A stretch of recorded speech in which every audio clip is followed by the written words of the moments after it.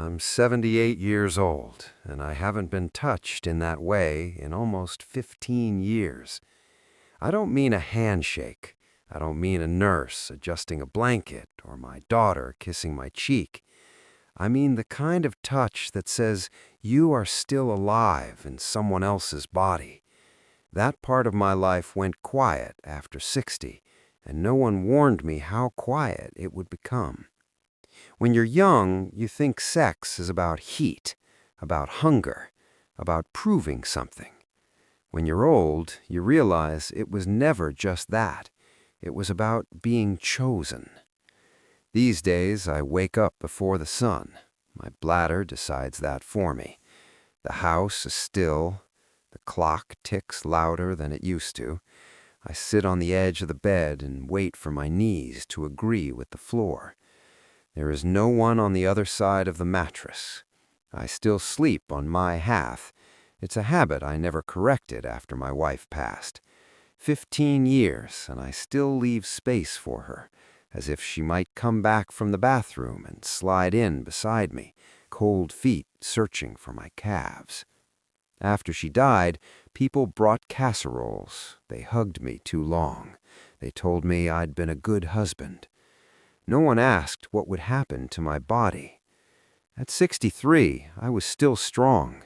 My hands didn't shake. I could carry groceries in one trip. I thought grief would be the hardest part. I didn't know loneliness could settle into your skin. In my 30s and 40s, I didn't think much about intimacy. I thought about work, promotions, mortgage payments, getting ahead before someone younger did. I stayed late. I said yes to every extra project. I liked being needed. My wife would wait up sometimes. I'd come home smelling like paper and stale coffee. She'd be in bed with a book, pretending she wasn't disappointed. "We don't have to tonight," she'd say. I always believed there would be more nights. That's the thing about being 40. You think time is a warehouse, endless shelves. Sex then felt routine, comfortable, predictable. Sometimes I rushed it. Sometimes I was too tired. Sometimes I chose sleep because I had a meeting in the morning. I don't remember saying no outright. I just postponed. Tomorrow, I'd think. We were good people. We didn't fight much. We raised our kids. We paid our bills. We showed up to weddings and funerals. We were respectable. But there were small moments, small, quiet ones. She'd reach for my hand in the kitchen, and I'd be checking my phone. She'd sit close on the couch, and I'd lean forward to watch the news. I wasn't cruel. I was distracted. There's a difference, but the damage can look the same. In our 50s, things slowed a little. My body didn't respond as quickly. Hers changed, too. We joked about it, bought lubricants from the pharmacy, and pretended not to be embarrassed. There were nights it didn't work. I'd roll away, frustrated.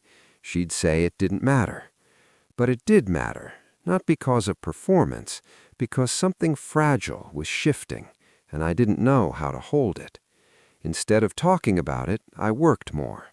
I told myself I was providing security, retirement funds, college tuition for the grandkids someday. I didn't understand that security doesn't keep you warm at night. When she got sick, it wasn't sudden. It was the slow kind. Doctor's visits, new medications, fatigue. The word cancer spoken gently in a white room. Our intimacy changed without a formal goodbye. It became holding her while she slept, helping her to the bathroom, washing her hair in the sink. I told myself this was love in its highest form, and it was. But I also told myself we'd have time after she got better, time to be husband and wife again, not patient and caretaker. She didn't get better. The last year, I don't think we had sex once, not because we didn't want to, because her body couldn't. One night she looked at me and said, "I'm sorry." I said, "For what?" She said, "For leaving you alone." I laughed. I told her not to talk like that. I told her we had more time. I was wrong. After the funeral, the house felt enormous. The bed felt like a field. No one talks about what happens to a man's desire after his wife dies. They assume it fades with her, that grief turns off the switch. It doesn't. At 63, I still felt it, in the mornings, in the quiet, in the memory of her shoulder under my hand. And with that feeling came shame. Widowers are allowed to miss companionship. We're allowed to miss cooking for two. We're allowed to miss laughter. But if we admit we miss sex, people look away. I tried dating once at 65, a woman from church. We had coffee. We talked about our medications, about our children. She touched my arm when she laughed. My body noticed. I went home and stared at myself in the mirror, at the sagging skin, the soft stomach, the lines around my eyes. Who did I think I was? I canceled the next date. It felt disloyal. It felt ridiculous. It felt desperate. So I folded that part of myself up and put it away. Years passed. Desire didn't disappear, but it quieted, like a radio left open in another room. I told myself I was above it, that at my age it didn't matter, that I had memories. But memories don't hold you back. There's a particular kind of loneliness that comes from not being touched. It isn't loud, it doesn't scream, it hums. You start to forget what it feels like to be wanted. Your body becomes practical. It carries groceries. It shuffles to the mailbox. It aches when it rains. It stops being a place of connection. I didn't realize how much of my confidence had been tied to her looking at me with that certain softness. Even in our worst years, she looked at me like that sometimes. After 60, no one looks at you that way, really. You become invisible in grocery stores, in restaurants, in parks. Young couples sit across from each other, knees touching under the table. I look away, not because I'm offended, but because I remember. I remember being 40 and thinking 60 was ancient, thinking passion had an expiration date. The dark truth no one tells you is this: the desire doesn't die just because your hair turns white. It changes, it softens, it becomes less about urgency and more about closeness. But when it has nowhere to go, it turns into ache. I don't mean physical ache. I mean the kind that settles in your chest when you lie down at night. I sometimes hold my own hand under the blanket, just to feel warmth. That sounds pathetic, doesn't it? Maybe it is. The turning point came when I was 72. I had a minor heart attack. Nothing dramatic, no movie scene collapse, just pressure in my chest and a trip to the hospital. Lying there with wires attached to me, I realized a simple and terrible thing. If I died that night, no one would have known the last time I felt truly close to another human being. Not conversation, not polite affection, close. It had been years. I thought about all the nights I chose work over her, all the times I assumed there would be more time to slow down, more time to rediscover each other after the kids moved out. We had planned trips we never took. We said, when things settle down. Things never settle down. They just end.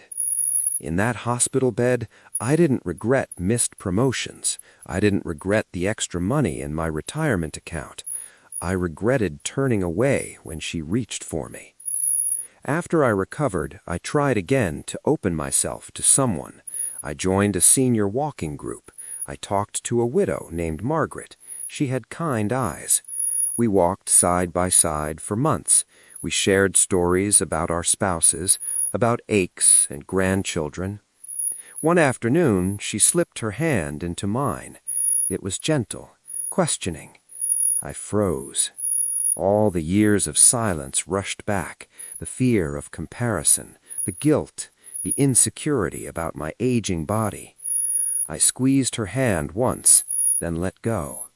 We still walk together sometimes, but we don't hold hands. What can't be fixed isn't just the absence of sex, it's the habit of distance. I trained myself for decades to prioritize productivity over presence, to believe intimacy could be postponed without consequence. Now postponement is all I have left. At 78, your body has its own rules. Even if I wanted to chase passion, I don't know if I could. Medications interfere, energy fades. But more than that, courage fades. It takes courage to be naked in front of someone, not just physically, to let them see age, scars, weakness. I had that courage once, and I spent it